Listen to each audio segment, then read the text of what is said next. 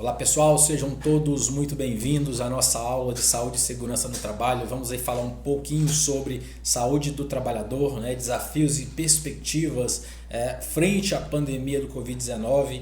É uma situação que de fato aí trouxe mudanças aí significativas na rotina de trabalho, nas questões relacionadas à saúde e segurança no ambiente de trabalho, né? Então uma série de procedimentos aí tiveram que ser implementados por parte das empresas justamente para fazer com que as normas de segurança continuassem a serem observadas, né? E aí nós vamos trazer aqui para vocês três pontos fundamentais, né, que sofreram de certa forma mudanças durante esse período de pandemia e que é importante nós entendermos o que a legislação está trazendo de novidade a respeito disso, o que as empresas também estão buscando se adequar no que diz respeito, sobretudo, à questão, né, do trabalho de casa, do home office, né, do teletrabalho, ou seja, será que as questões relacionadas à saúde e segurança do trabalho para quem trabalha em casa está sendo de fato observada, né? E quais são os riscos para a empresa se de repente um funcionário acaba não observando normas de segurança executando home office, né? E é um fato que principalmente no que diz respeito às questões ergonômicas, né? As questões relacionadas à NR17, que de certa forma está sendo muito discutida por conta, né, dessa questão, tá certo? Então eu trouxe aqui três objetivos para a nossa aula que se referem a inicialmente falarmos um pouco sobre as evidências, né, que a empresa precisa apresentar, o que nós chamamos também na área de segurança de registros relacionados à saúde e segurança do trabalho, de forma que ela possa comprovar para a fiscalização que está de fato cumprindo com essas normas. Além disso, nós vamos falar um pouco sobre três normas regulamentadoras que são normas que estão muito em evidência durante esse período de pandemia. E aí eu cito a figura da NR5, da NR7 e da NR9, né? Nós vamos falar um pouquinho de cada uma dessas normas e também, claro, abordar um pouco sobre o que a empresa precisa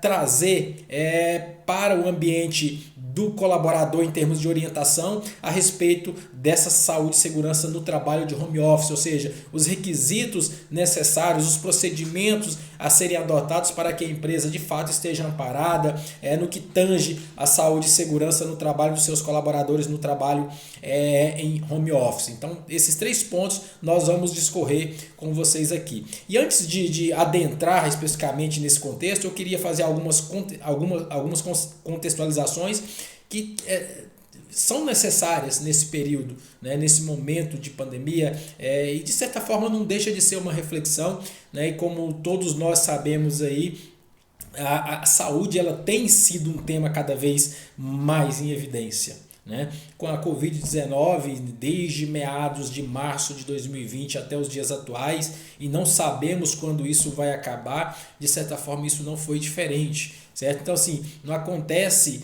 essa questão da saúde ela é um tema não só importante na nossa vida pessoal, não é só importante, né, no ambiente no nosso convívio entre amigos ali, mas também no ambiente de trabalho, certo? Ou seja, ele é muito importante no ambiente de trabalho. Esse tema ele ganhou uma importância maior durante a pandemia, né, que veio a trazer uma série de protocolos, uma série de procedimentos que precisam e estão sendo inclusive implementados aí pelas organizações. Então assim, não só para os empresários e funcionários não terem problemas dentro do ambiente de trabalho, mas também fora dele, né? Procedimentos aí que se fazem necessários, uma vez que a empresa ela buscou se reinventar durante todo esse tempo, né? E vem se reinventando ainda, certo? E com certeza muitas coisas ainda irão surgir, né, por conta desse período de incerteza que nós não sabemos quando isso vai acabar, certo? Então as questões relacionadas à saúde e segurança no trabalho, elas a cada instante, de certa forma, elas vão ter que ser inovadas, e isso já vem acontecendo, inclusive, importante destacar essa questão, né, desde 2019, sobretudo em 2019, 2020, nós já tivemos aí movimentações nas normas regulamentadoras, nós tivemos algumas modificações, algumas revisões, e aí eu queria destacar sobretudo as mudanças aí relativas aí, e todas elas vão passar por várias revisões ainda, podem ter certeza. Mas eu queria dar destaque para a reformulação da NR1, né, que trata das disposições gerais, e agora com o advento do gerenciamento de riscos ocupacionais, de certa forma ela veio a trazer um arcabouço de conteúdos ali que vão ser implementados no ambiente das empresas e que vai contribuir de forma significativa também para a melhoria das condições de trabalho, né? A chegada do programa de gerenciamento de riscos, né? Ou seja, ele vai substituir em breve aí o nosso atual PPRA, que está contido lá na NR9, né? A norma regulamentadora que aborda a questão do PPRA. O programa de gerenciamento de riscos, o famoso PGR, ele veio para poder fazer com que assumisse essas responsabilidades aí que até então o PPRA desempenha, certo? Então assim, já adentrando nos nossos objetivos a respeito de desafios e perspectivas, eu queria destacar aí alguns pontos, né, que são relevantes, que são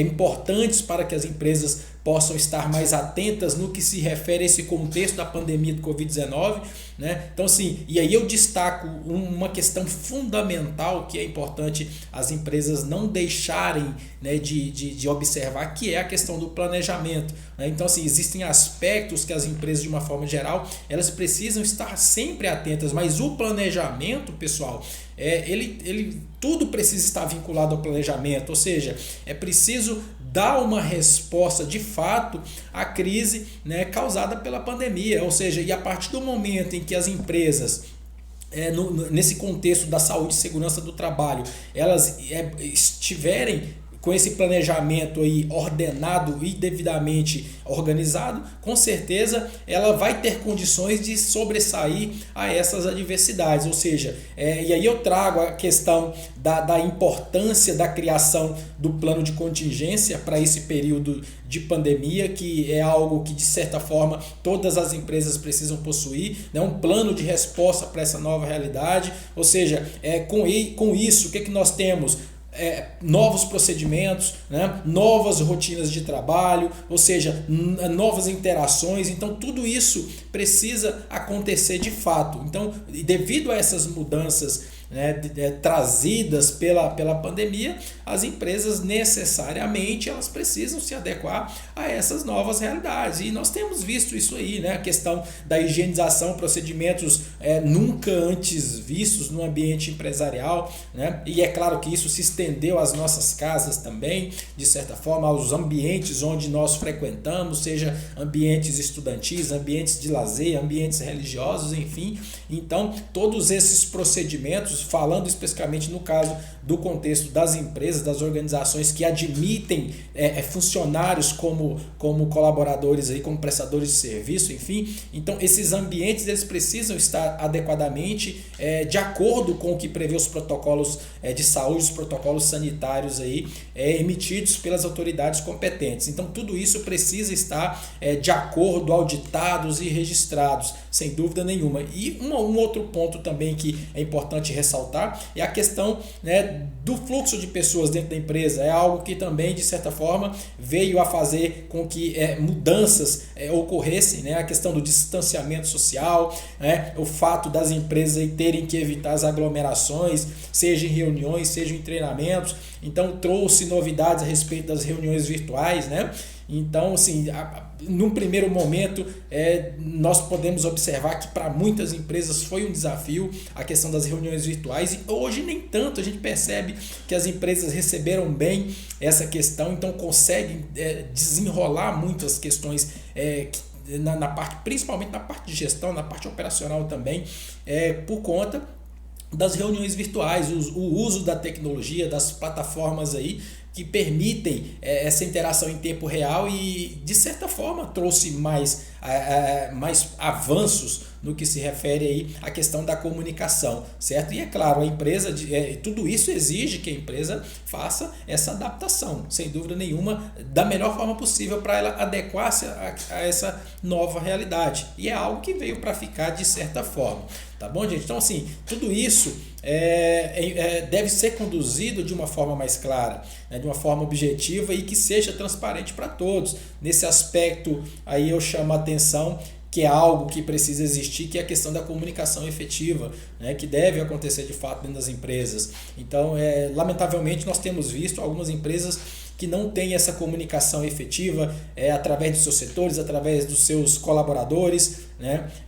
Parte operacional, parte administrativa, muitas das vezes não há essa comunicação efetiva, setor de segurança do trabalho com o setor de gestão, com o setor de liderança, acaba que muitas das vezes ocorrem empecilhos por falta de uma comunicação assertiva que consequentemente poderia contribuir para a melhoria, né, das condições de trabalho como um todo ali, tá certo? Então, assim, nós entendemos que é importante que haja essa comunicação por conta de haver essa necessidade de você passar algo ali que seja verídico para os trabalhadores, que tenha sustentação, que tenha um embasamento legal e, claro, para não haver desencontros e não haver disseminação aí de informações desencontradas. Então é preciso que haja isso daí. E como a empresa pode fazer? O que nós temos observado? E o que a segurança do trabalho já adota há algum tempo, e com o advento da pandemia isso ficou muito mais presente, a questão das comunicações. As comunicações, seja através de folhetos, seja através de materiais utilizados aí durante os treinamentos, né, que por um tempo ficaram aí paralisados por conta da pandemia e já foram retomados aí, observando protocolos de segurança, percentual, né, de quantidade de pessoas ali dentro de uma sala, por exemplo, para um treinamento presencial, certo? Então, assim, a questão das comunicações via e-mail, né, gente? Então, tudo isso é pautado aí por evidências que possa ali se criar dentro daquela empresa uma cultura de uma visão positiva, sem dúvida nenhuma, né? E sem que isso aí acabe atrapalhando ainda mais o retorno aí da retomada das atividades, né? Que muitas empresas tiveram um tempo de paralisação, mas acabaram que vem retornando as suas atividades aí e, claro, buscando se adequar a esse que muitos dizem aí o novo normal, mas que de certa forma é algo que veio para ficar. Então, mesmo porque as informações, quando projetadas e implementadas nas empresas de uma forma bem clara, bem evidenciadas, a empresa ela vai conseguir conduzir isso daí com toda certeza da melhor forma possível, o bom andamento dos trabalhos. Então, a questão que nós entendemos como um grande desafio, que é o fluxo do trabalho e o distanciamento social, de certa forma ele já vem sendo superado, as empresas vêm conseguindo fazer essas adequações, os rodízios de trabalhadores, trabalhadores que trabalham de casa, trabalhadores que trabalham na empresa, eles fazem essa flexibilização e esse rodízio de trabalhadores. Agora, é importante ressaltar isso, desde o começo da pandemia ficou muito bem presente por conta dos órgãos de saúde, os órgãos de fiscalização sanitária também, deixando bem claro a questão das pessoas com comorbidades, né? As pessoas com idades mais avançadas aí, que se encontram em grupos de risco, ou seja, essas pessoas precisam trabalhar de casa, elas precisam ir para suas casas aí, não podem estar na empresa. Certo? Não pode estar na empresa, ou seja, aí sim entrou a necessidade da empresa fazer essas adequações para que esses trabalhadores enquadrados nos grupos de risco atuassem de suas residências, aí, trabalhando através do serviço de home office ou do teletrabalho, né? E aí entra aquela questão, e a empresa, como ela vai definir esse procedimento de trabalho desse pessoal, certo? Então, assim, é claro que esse fluxograma de atividades, como ele deve ser projetado, como ele deve ser dimensionado, né, pelas equipes aí de gestão de RH, as equipes de liderança dessa empresa. Ou seja, isso aí, pessoal, é uma coisa que de certa forma foi um desafio e está sendo um desafio, tá certo? Também, além, é claro, da questão jurídica, né, que envolve aí os acidentes e as doenças do trabalho, né, relacionadas à Covid e que causa, de certa forma, para muitas empresas aí a insegurança jurídica, né, por a grande maioria das organizações sobre essa questão. Será que, na visão da empresa, será que o meu trabalhador atuando de casa está atuando, prestando serviço de forma adequada, observando normas de segurança? E aí a gente destaca muito a questão ergonômica mesmo, porque o trabalhador está ali dentro da sua casa, está num ambiente seguro, né? Em tese a gente entende que é um ambiente seguro, e os malefícios que ele pode contrair advindos do exercício laboral, da prática laboral na residência, é justamente as questões ergonômicas aí, tá? Só que aí eu destaco ainda, pegando o gancho aqui da nossa aula, a respeito dos fatores psicossociais que precisam ser observados também. É um outro aspecto fundamental, né, pessoal? Ou seja, essa relação psicossocial, como é que os trabalhadores estão reagindo nesse momento. Então isso é importante, saúde mental, em matéria de saúde e segurança no trabalho, e nesse momento de pandemia é algo que precisa ser discutido, é algo que precisa ser debatido, e a gente tem visto muito isso, né, através de debates, de lives, de encontros, de seminários a respeito desse tema, justamente por conta da importância, né, dessa questão, ou seja, como a empresa e seus funcionários aí estão reagindo à pandemia, né?